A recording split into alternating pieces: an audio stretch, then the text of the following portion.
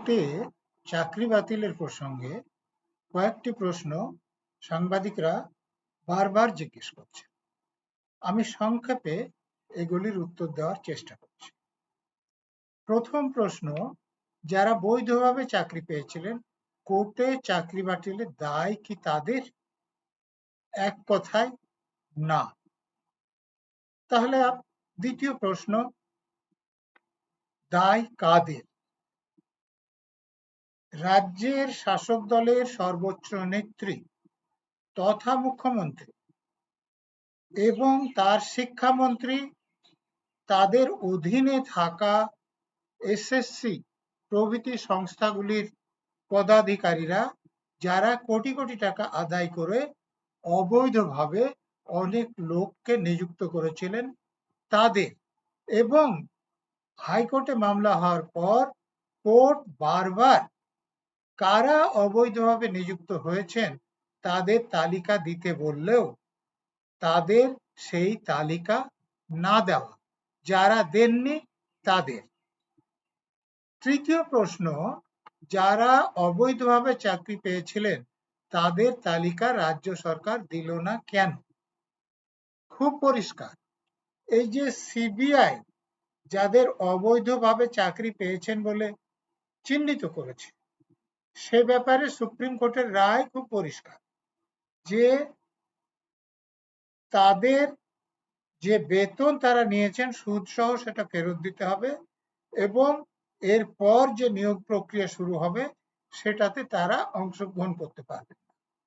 তো এই চিহ্নিতের বাইরে যারা অবৈধভাবে চাকরি পাওয়া ব্যক্তি আছেন তাদের তালিকা যদি রাজ্য সরকার কোর্টকে দিয়ে দিত তাহলে তো তাদের চাকরিটা বাতিল হতো, তারা নতুন করে আর চাকরি পাবার অধিকারী থাকতেন না। ফলে তারা যে টাকা দিয়ে চাকরি কিনেছিলেন সেই টাকা ফেরত চাইতেন।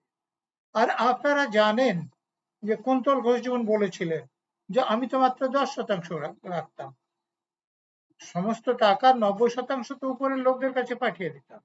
তো সেই উপরের লোকদের যাতে অসুবিধা না হয় তার জন্যই অবৈধভাবে যারা নিযুক্ত হয়েছিলেন তাদের তালিকা রাজ্য সরকারি কোনো সংস্থা বা রাজ্য সরকার কোর্টে জমা দেয়নি। চতুর্থ প্রশ্ন, প্রথমে 3 এপ্রিল এবং মধ্যশিক্ষা পর্ষদের আবেদনের পর 17 এপ্রিল সুপ্রিম কোর্টের রায়ের পর কাদের অবস্থা কি দাঁড়াবে? অশিক্ষক কর্মচারী যারা গ্রুপ সি এবং গ্রুপ ডি ছিলেন, যাদের চাকরি বাতিল হয়েছিল, তাদের অবস্থার কোনো পরিবর্তন হয়নি। এখন থেকেই তাদের চাকরি চলে গিয়েছে এবং নতুন করে তারা নিয়োগ না হলে তাদের চাকরি আর থাকবে না।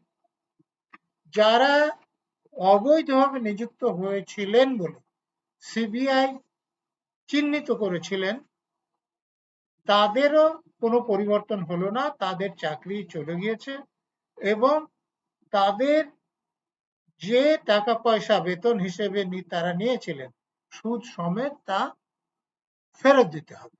একমাত্র চাকরি চলে যাওয়া যারা বৈধভাবে চাকরি পেয়েছিলেন অথবা অবৈধভাবে চাকরি পেলেও সিবিআই যাদের চিহ্নিত করতে পারেনি তাদের চাকরির মেয়াদ 31 ডিসেম্বর পর্যন্ত বাড়লো, অর্থাৎ এ পর্যন্ত তারা চাকরি করতে পারবেন, বেতনও পাবেন।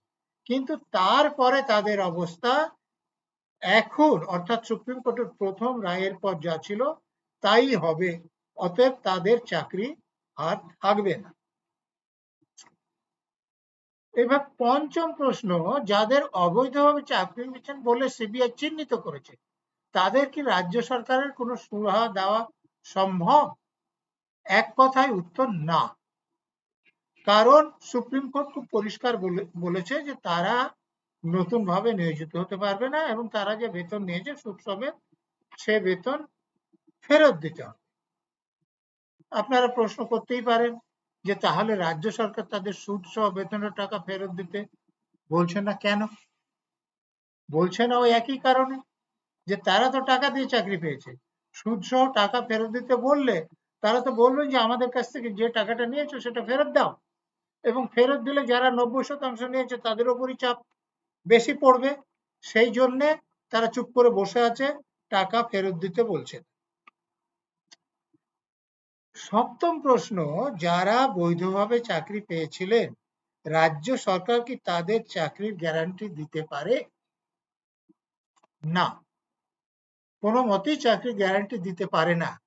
যারা বৈধভাবে নিযুক্ত হয়েছিলেন তারা যদি আবার পরীক্ষা দেন, তাদের অনেকেই সেই পরীক্ষায় উত্তীর্ণ হতে না পারেন, অর্থাৎ চাকরি পেতে না পারেন।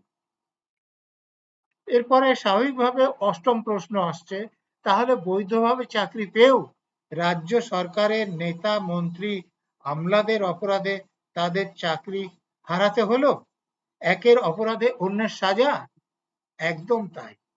অপরাধ করেছেন রাজ্যের মুখ্যমন্ত্রী, রাজ্যের শিক্ষামন্ত্রী, তাদের অধীনের নেতা মন্ত্রীরা এবং আমলারা, কিন্তু চাকরি বাতিল হলো যারা বৈধভাবে চাকরি পেয়েছিলেন তাদের। এ দায় রাজ্যের মুখ্যমন্ত্রী, তার মন্ত্রী এবং আমলাদের, অতএব সাজা হওয়া উচিত তাদের। কিন্তু আমাদের এখানকার শাসন ব্যবস্থা এত ভালো না হওয়ায় এবং রাজ্য সরকারের এবং কেন্দ্রীয় সরকারের যারা শাসন ক্ষমতায় আছেন তাদের মধ্যে সমঝোতা থাকার ফলে যারা অপরাধ করেছেন তাদের সাজা হচ্ছে না, যারা কোনো অপরাধ করেনি বৈধভাবে চাকরি পেয়েছিলেন তাদের সাজা হচ্ছে। এটা খুবই অন্যায়।